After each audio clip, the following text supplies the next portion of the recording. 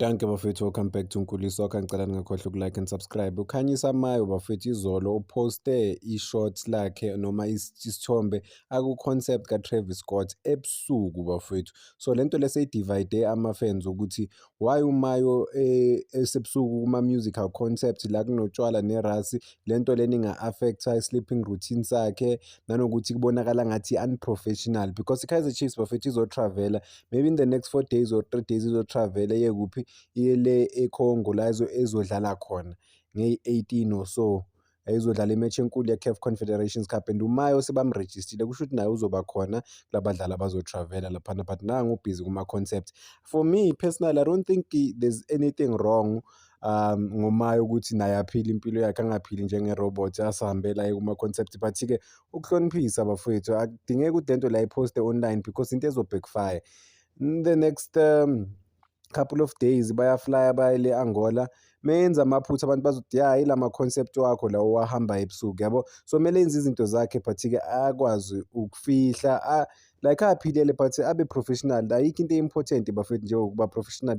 Kufana nokuthi phela you are spotted kuma-gigs ebusuku as a professional footballer, usebenza ngalo mzimba lo mfethu. And i-team, when usebenza ngomzimba, the most important thing, you have to be fit mentally and physically. But-ke iyadibateka, i-debatable indaba yakhona bafethu, njengoba bengishilo ukuthi ama-players akumelanga aphile njengama-robots overall. I mean into izokhosa ibuzz e-serious once the players get divided kanje. Ama-players ayadeserve bafethu ukuphila impilo zabo, yes, batraina kanzima nabo bawabantu at the end of the day. For the past few days Kaizer Chiefs bedlala ama-match no-Gomora United nenye i-team, sengikhohlwe ukuthi yini le team, nama-team nje amancane laphana ama-friendly games. Njengoba bengishilo ukuthi lento yakhe ibonakala ngathi unprofessional at all bafethu, ayikho professional. Before ama-crucial matches la kumele ngabe ba-focus, i-preparation is everything, but ngeke ba-prepare vele nasebusuku. But-ke hloniphisa mfowethu, hloniphisa. Vele awukho umthetho othi i-P_S_L abadlali akumelanga bayakhiphe from ukuthi ba-attend ama-concepts as long as nje banga-gauge ama-training wabo or breaking i-curfew ye-team because i-team inama-rules wabo. I think, but-ke the saddest thing would be showing up maybe the next day ejimini laphana uthola ukuthi umuntu ukhathele because of akalalanga. But asazi ukuthi i-Kaizer Chiefs ibanike i-day off because ngibone uVele Bayo bese Cape Town, maybe it's that day off, but hayi kumele uMayo azame ukuminimize lezi zinto zakhe ukuthi uzophosta laphana public ebusuku kuma-concepts. Abantu bazomlibula ngaleyo nto leyo bathi i-Kaizer Chiefs izoba focus kanjani oMayo bahambe ebusuku, yizo izinto abantu abazozisho.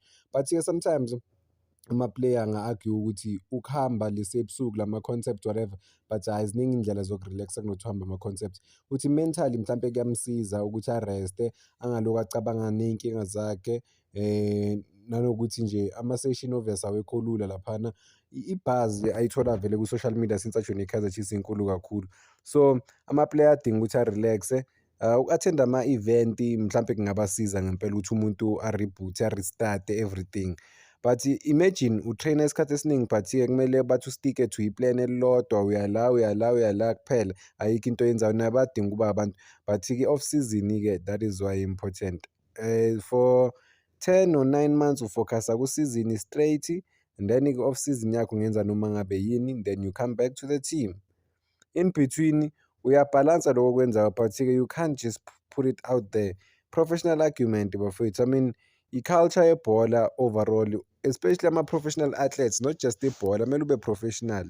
Yeah man, especially kusele 6 days or 3 days, 4 days ukuthi ba-travel baye le eCongo. So come on bafowethu, yenzani into zenu but nikwazi ukufihla izinto enizenza. Senenza izinto nje public budlabha ukuthi wonke umuntu abone, hayi angeke, never bafowethu. But-ke asemjaji ukumjaja, akaziphilele umfowethu, but afunde from izinto. I hope naku-Kaizer Chiefs bayam-advise because of ilokhu njana, i-social media ayikhohlwa, yinto they will bring this thing up ukuthi wena awulali ebusuku, ubhizi ngama-concept. Le iyodwa ipostile kazeke zingakhi izinto ozenzayo noma obhizi ngazo overall lapho la ukhona. So akazame naye ukuhloniphisa, abhalanse izinto zakhe overall. Asibambeni lana kaMayo, danko bafowethu.